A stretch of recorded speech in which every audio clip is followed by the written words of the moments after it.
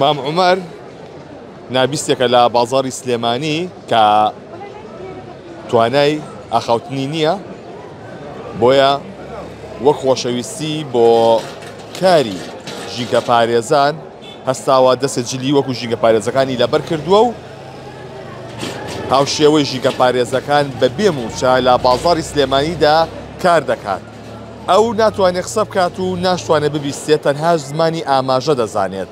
بۆیە من پێم خۆش بوو خۆی چەند شتێکم بە ئاماژە پێ بڵێ، بەڵام چیەکەی ڕۆژانە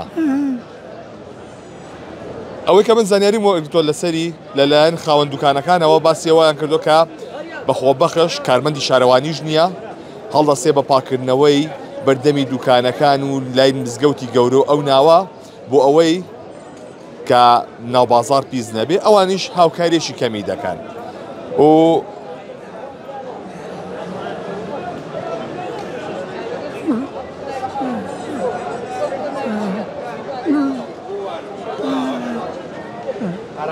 ئەم عەرەبانەیەشی پێیە خۆی و عەرەبانەکەیەوە سەرجەم زۆربەی ئەو شوێنانە پاک دەکاتەوە بەردەمی دوکانەکان ئەو پاشماوانەی کە هەیە لە بەیانی کاژمێر 5ەوە دێتە ناوبازاری سلێمانی سەرقاڵی پاکردنەوە بێت.